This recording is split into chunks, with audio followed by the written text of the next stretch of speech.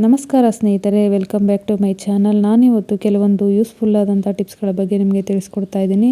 ಈ ವಿಡಿಯೋನ ಕೊನೆ ತನಕ ನೋಡಿ. ಹಾಗೆ ಈ ಟಿಪ್ಸ್ಗಳು ನಿಮಗೇನಾದರೂ ಇಷ್ಟ ಆದರೆ ಒಂದು ಲೈಕ್ ಮಾಡಿ, ಹಾಗೆ ನನ್ನ ಚಾನಲ್ಗೆ ಸಬ್ಸ್ಕ್ರೈಬ್ ಆಗಿ ಬೆಲ್ಲೈಕನ್ ಬಟನ್ನ ಪ್ರೆಸ್ ಮಾಡಿ. ಬನ್ನಿ ನೋಡೋಣ.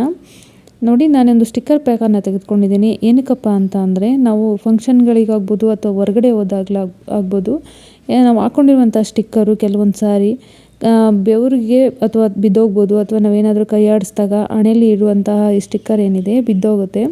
ಅಂತಹ ಸಮಯದಲ್ಲಿ ನಾವು ಖಾಲಿ ಹಣೆಯಲ್ಲಿ ಇರೋದರಿಂದ ಅದು ಚೆನ್ನಾಗಿ ಕೂಡ ಕಾಣೋದಿಲ್ಲ. ಅದಕ್ಕೋಸ್ಕರ ನಾವು ಏನು ಮಾಡಬೇಕಂತ ಅಂದರೆ, ಈ ಸ್ಟಿಕ್ಕರ್ನಲ್ಲಿ ಒಂದು 4 ಸ್ಟಿಕ್ಕರ್ಗಳನ್ನು ನಾವು ತೆಗೆದುಕೊಳ್ಬೇಕಾಗತ್ತೆ. ನೋಡಿ, ಈ ಸ್ಟಿಕ್ಕರ್ನ ಒಂದು 4 ಸ್ಟಿಕ್ಕರ್ನ ನಾನಿಲ್ಲಿ ಕಟ್ ಮಾಡ್ಕೊಳ್ತಾ ಇದ್ದೀನಿ. ಈ ರೀತಿ ಕಟ್ ಮಾಡ್ಕೊಂಡ ಸ್ಟಿಕ್ಕರ್ನ ನಾವು ಯಾವಾಗಲೂ ಫೋನಂತೂ ತೆಗೆದುಕೊಂಡು ಹೋಗ್ತೀವಲ್ವ. ಈ ಸ್ಟಿಕ್ಕರನ್ನು ಈ ರೀತಿ ಕಟ್ ಮಾಡ್ಕೊಂಡ ನಂತರ ನಮ್ಮ ಫೋನಿನ ಪೌಚ್ ಏನಿದೆ, ಆ ಪೌಚಿನ ಒಳಗಡೆ ನಾವು ಇದನ್ನು ಹಾಕಿ ಇಟ್ಕೊಂಡ್ವಿ ಅಂತ ಅಂದರೆ, ನಾವು ಎಲ್ಲಾದರೂ ಹೋದಾಗ ಈ ರೀತಿ ಸ್ಟಿಕ್ಕರ್ ಏನಾದರೂ ಬಿದ್ದೋಯ್ತು ಅಂದರೆ ಆರಾಮವಾಗಿ ಎತ್ಕೊಂಡು ಹಾಕ್ಕೊಳ್ಬೋದು. ನಾವು ಮರ್ತ್ಕೊಂಡು ಎತ್ಕೊಂಡು ಹೋಗದೆ, ಪರ್ಸ್ಗಳಿಗೆ ಹಾಕ್ಕೊಂಡು ಹೋಗದೆ ಇಂಥ ಸಂದರ್ಭದಲ್ಲಿ ಈ ರೀತಿ ಫೋನ್ನಲ್ಲಿ ಯಾವಾಗಲೂ ಕೂಡ ಇಟ್ಕೊಂಡಿದ್ರೆ ಆರಾಮಾಗವಾಗಿ ನಾವು ಹಣೆಗೆ ಹಾಕ್ಕೊಳ್ಬೋದು. ನೋಡಿ, ಈ ರೀತಿ ಪೌಚ್ನಲ್ಲಿ ಇಟ್ಕೊಂಡಿರೋದ್ರಿಂದ ನಮಗೆ ಎಷ್ಟು ಹೆಲ್ಪ್ ಆಗುತ್ತೆ ಅಂತೇಳಿ. ಹಾಗೆ ನಾನು ಇನ್ನೊಂದು ಟಿಪ್ಸ್ ಏನಂತ ನೋಡೋಣ ಬನ್ನಿ. ನಾವು ಡೈನಿಂಗ್ ಟೇಬಲ್ ಮೇಲೆ ಏನಾದರೂ ಆರ್ಗನೈಜೇಷನ್ ಮಾಡ್ಕೊಳ್ಳೋದಕ್ಕೆ ಅಂತೇಳಿ ಯಾವುದಾದ್ರೂ ಚೆನ್ನಾಗಿರುವಂಥ ಒಂದು ಪ್ಲೇಟನ್ನು ತೆಗೆದುಕೊಂಡು, ಈ ರೀತಿ ಒಂದು ಪ್ಲೇಟನ್ನು ತೆಗೆದುಕೊಂಡಿದ್ದೀನಿ ನಾನು ಇಲ್ಲಿ ಸ್ಟೀಲ್ನ. ನೀವು ಇನ್ನೂ ಚೆನ್ನಾಗಿರುವಂತಹ ಪ್ಲೇಟ್ಗಳನ್ನು ತೆಗೆದುಕೊಳ್ಬೋದು. ಈ ರೀತಿ ಪ್ಲೇಟನ್ನು ತೆಗೆದುಕೊಂಡು ಇದಕ್ಕೆ ನಾನು ಒಂದಷ್ಟು ಬೀಡ್ಸ್ಗಳನ್ನು ಹಾಕ್ಕೊಳ್ತಾ ಇದ್ದೀನಿ. ಈ ಬೀಡ್ಸ್ನ ಮೇಲೆ ನಾನು ಇನ್ನೊಂದು ಪ್ಲೇಟನ್ನು ಇಟ್ಕೊಳ್ತೀನಿ. ಇದರ ಮೇಲೆ ಇನ್ನೊಂದು ಪ್ಲೇಟನ್ನು ಇಟ್ಕೊಂಡು ನಾವು ಡೈನಿಂಗ್ ಟೇಬಲ್ನ ಮೇಲೆ ಆರ್ಗನೈಜೇಷನ್ ಮಾಡ್ಕೊಳ್ಬೋದು. ಈ ಉಪ್ಪಿನಕಾಯಿ, ಉಪ್ಪಿನ ಡಬ್ಬಗಳು, ಈ ರೀತಿಯಾಗಿ ನಾವೇನಾದರೂ ಡೈಲಿ ಯೂಸ್ ಮಾಡುವಂಥವನ್ನ ಈ ಡಬ್ಬಗಳನ್ನು ಇದ್ರ ಮೇಲೆ ಜೋಡಿಸ್ಕೊಂಡು ನಾವು ಡೈನಿಂಗ್ ಟೇಬಲ್ನ ಮೇಲೆ ಇಟ್ಕೊಂಡ್ರೆ ತುಂಬ ಚೆನ್ನಾಗಿರುತ್ತೆ.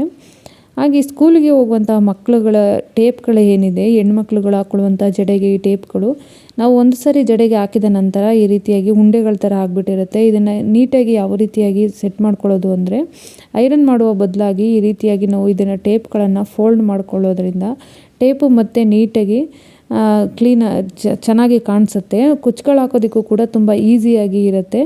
ನೋಡಿ, ಈ ರೀತಿಯಾಗಿ ನಾವು ಇದನ್ನು ಟ್ರಯಾಂಗಲ್ ಶೇಪ್ನಲ್ಲಿ ನಾವು ಇದನ್ನು ಮಡ್ಚ್ಕೊಳ್ತಾ ಬರಬೇಕು. ಈ ರೀತಿಯಾಗಿ ನಾವು ಮಡ್ಚ್ಕೊಂಡು ಒಂದು ಯಾವುದಾದ್ರೂ ರಿಬ್ಬನ್ ಆಗಿ ಅಥವಾ ರಬ್ಬರು ಅಥವಾ ಕ್ಲಿಪ್ಪು ಏನಾದರೂ ಹಾಕಿ ಇಟ್ಕೊಳ್ಳೋದ್ರಿಂದ ಟೇಪು ನೀಟಾಗಿ ಐರನ್ ಮಾಡಿರೋ ರೀತಿಯೇ ಕಾಣಿಸುತ್ತೆ. ಹಾಗೆ ಮಕ್ಕಳಿಗೆ ಜಡೆ ಹಾಕುವಂಥ ಸಂದರ್ಭದಲ್ಲಿ ಈಸಿ ಆಗುತ್ತೆ. ಮಕ್ಕಳು ಸ್ಕೂಲಿಂದ ಬಂದ ತಕ್ಷಣ ನಾವು ಜಡೆಯನ್ನು ಬಿಚ್ತೀವಲ್ಲ, ಬಿಚ್ಚಿದ ಮೇಲೆ ನಾವು ಈ ರೀತಿಯಾಗಿ ಮಾಡಿ ಇಟ್ಬಿಟ್ರೆ ಬೆಳಗ್ಗೆ ಹಾಕೋದಕ್ಕೆ ತುಂಬಾ ಈಸಿ ಆಗುತ್ತೆ. ಹಾಗೆ ನನ್ನ ಮತ್ತೊಂದು ಟಿಪ್ಸ್ ಬಂದು, ನಮ್ಗೆ ಯಾವುದಾದ್ರೂ ಇಂಗ್ಲೀಷ್ ಮೆಸೇಜ್ ಆಗ್ಬೋದು ಅಥವಾ ಮಕ್ಕಳಿಗೆ ಹೋಮ್ವರ್ಕ್ ಮಾಡಿಸೋದಿರ್ಬೋದು, ಹಿಂದಿ, ಇಂಗ್ಲೀಷು ಯಾವುದೇ ಭಾಷೆನಾದ್ರೂ ಕೂಡ ನಾವು ಈಗ ಮೊಬೈಲ್ನ ಆಪ್ಷನ್ಸ್ನಿಂದ ನಾವು ಈಸಿಯಾಗಿ ನಾವು ಟ್ರಾನ್ಸ್ಲೇಟ್ ಮಾಡ್ಕೊಳ್ಬೋದು.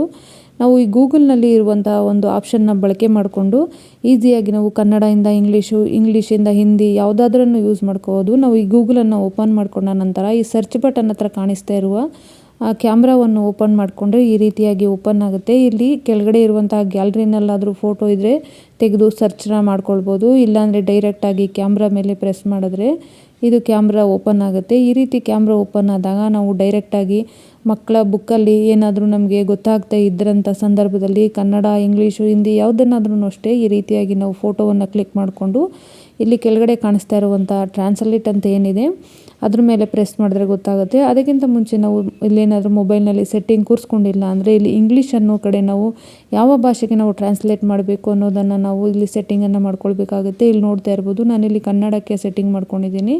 ನೋಡಿ, ಈಗ ನಾವು ಫೋಟೋವನ್ನು ತೆಗೆದುಕೊಂಡಿದ್ವಲ್ಲ, ಅದು ಈಗ ಕನ್ನಡಕ್ಕೆ ಇದು ಟ್ರಾನ್ಸ್ಲೇಟ್ ಆಗಿದೆ.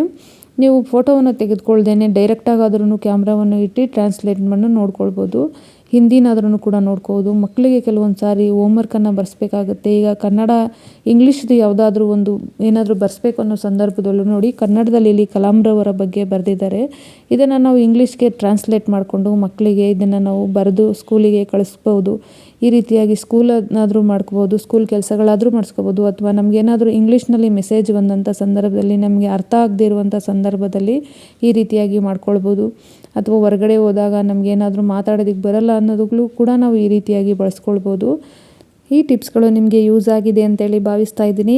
ಹಾಗೇನಾದರೂ ನಿಮಗೆ ಇಷ್ಟ ಆಗಿದರೆ ದಯವಿಟ್ಟು ಒಂದು ಲೈಕ್ ಮಾಡಿ, ಹಾಗೆ ನನ್ನ ಚಾನಲ್ಗೆ ಸಬ್ಸ್ಕ್ರೈಬ್ ಆಗಿ ಬೆಲ್ಲೈಕನ್ ಬಟನ್ನ ಪ್ರೆಸ್ ಮಾಡಿ. Thank you for the watching.